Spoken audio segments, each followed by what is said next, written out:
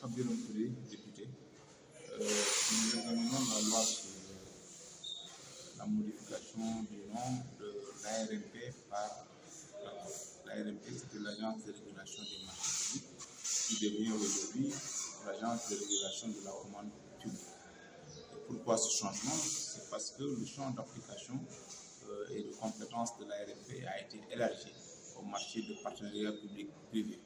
Jusqu'ici, donc l'ARMP n'avait pas compétence effectivement d'agir dans des marchés pareils, ce qui faisait qu'effectivement il y avait quelques manquements par rapport à cette mission. Aujourd'hui, la loi confère à l'ARMP donc une mission aujourd'hui de se prononcer sur ces marchés de partenariat public-privé donc qui se passe ici au Sénégal. Donc c'est pour ça que son nom change pour prendre en compte la commande publique. Et ça, nous devons le comprendre parce que tout simplement, le Sénégal aujourd'hui exécute beaucoup de marchés sur la base du partenariat public-privé qui est quand même un modèle de financement ou de partenariat innovant et qui, pour construire des projets structurants dans notre pays. Et le président de la République est soucieux de la transparence dans la gestion des affaires publiques et c'est pour cela effectivement qu'il a amélioré la loi pour donner beaucoup plus de compétences à l'ARMP et à l'ARCOP aujourd'hui pour exercer en tout cas une régulation donc, dans ces types de projets et de marché. Vous savez, d'abord ce qu'il faut saluer, c'est la stabilité des prix. Depuis que le président Macky Sall est ici en 2012, il faut reconnaître que les prix au Sénégal sont essentiellement stables. Ce qui est difficile parce que vous savez que les prix sont fonction un peu des cours mondiaux qui sont parfois fluctuants.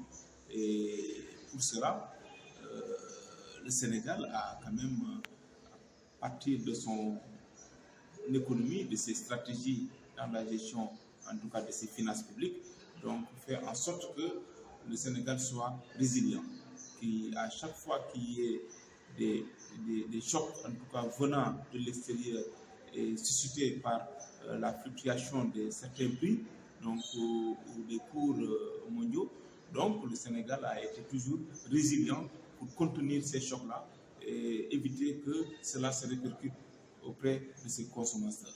Et fidèle à ce principe, le prix du carburant n'a pas encore augmenté au Sénégal.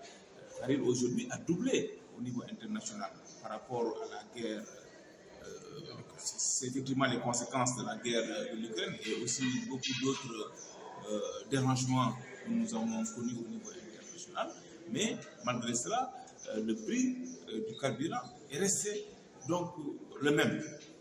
Aujourd'hui, si l'État n'avait pas fait des efforts pour contenir en tout cas cette inflation-là, le prix du carburant qui est aujourd'hui à 700 francs allait coûter à 1000 francs. Donc le prix du gasoil qui est aujourd'hui à moins de 700 francs allait coûter 900 francs. Donc il faut saluer ces efforts en tout cas du président de la République qui travaille quotidiennement à alléger la souffrance des Sénégalais et de faire en sorte que, autant que c'est possible, que ces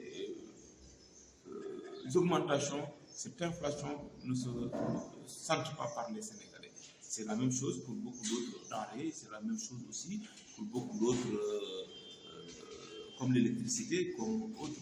Parce que quand le baril monte, le coût de l'électricité doit nécessairement augmenter parce que l'électricité est essentiellement produite à base du fluor qui est commandé et qui connaît une hausse. Donc si aujourd'hui les coûts de l'électricité sont maintenus stables, le coût du carburant stable et d'autres coûts, c'est parce qu'effectivement le président Macky Sall a fait beaucoup d'efforts à travers le ministère des Économies et des Finances pour contenir ces prix-là et comprenez que c'est des charges qui sont prises en charge par l'État et qui sont autrement dit subventionnés.